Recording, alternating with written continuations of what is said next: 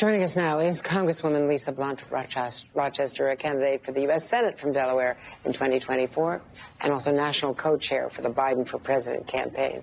Congresswoman, it's great to see you. Thank you very much. So what do you make of the language that Donald Trump is using on the border issue in particular? Well, first of all, thank you for having me, Andrea. And, you know, it's interesting, as I was watching him speak, I remembered back to the beginning of my first term in Congress. I came in 2016 at the same time as the former president. And it is so clear to me the contrast between this president and President Joe Biden.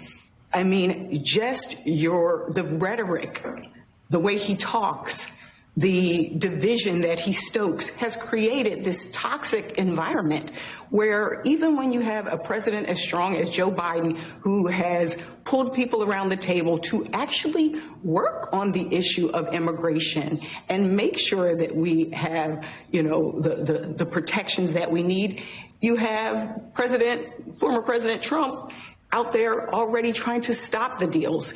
And really, you have to ask yourself why. I mean, it's really politics, and that's really one of the biggest differences between the two.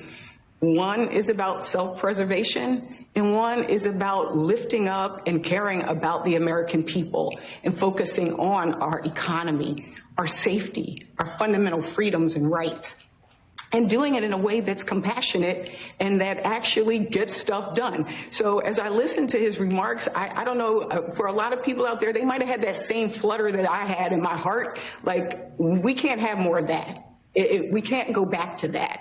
We need to be moving forward. Well, what do you make of the New York Times Siena College poll asking registered voters if the election were held today in a head-to-head, whom would they vote for?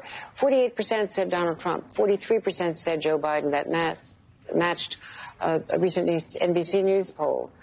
So, yes. You know, how can Joe Biden turn this around? The economy is getting better. People don't seem to be feeling it, although they're beginning to feel it. Consumer confidence rising. But what can he do to overcome this, this deficit in the polls? You know, as a co-chair of the campaign, we take this race seriously. The president knows that this is going to be a tough race. And so we go into it with that lens. But we also know that Joe Biden has been able to accomplish things and that people are starting to see it and starting to feel it.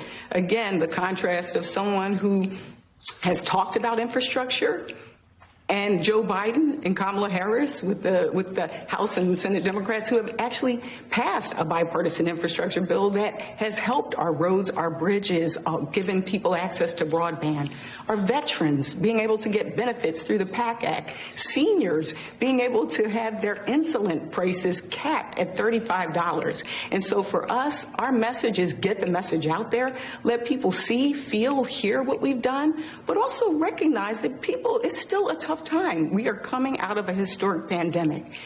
I will say that to us, the biggest indicator is not necessarily the polls, but what people do in the voting booths at the polls. And this as you've seen, the past few early primaries, President Biden has shined 90%. 86% when you look at places like South Carolina, even in New Hampshire where he wasn't on the ballot, he got 60%. And so we look at what the voters are saying. We want there to be this sense of urgency.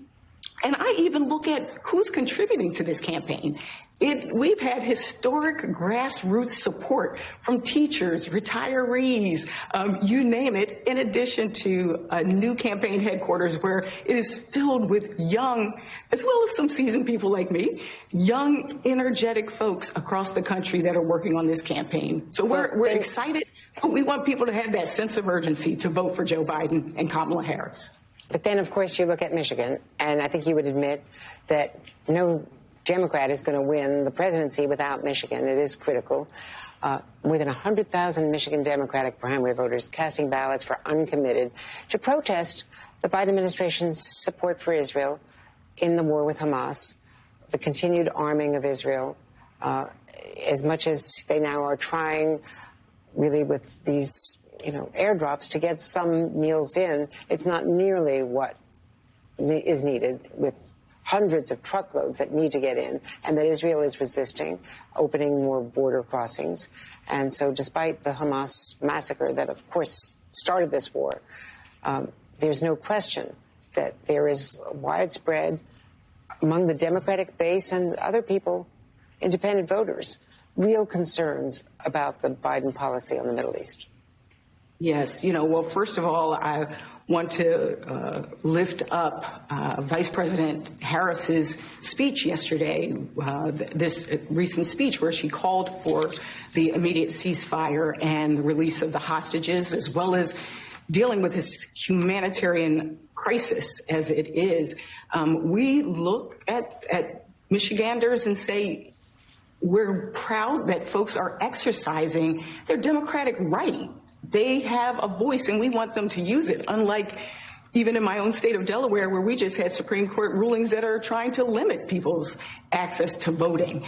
For us, we want to make sure, again, that we work for every single vote. This president, every day, every night, is working to ensure that we have a peaceful solution, a two-state solution, and that we stop the violence and the bloodshed that we're seeing. And so we are sure that Michiganders will look at the results of what this president has done as we get toward Election Day and see a clear choice between someone who is caring and uplifting the American people as opposed to someone who is really focused on himself.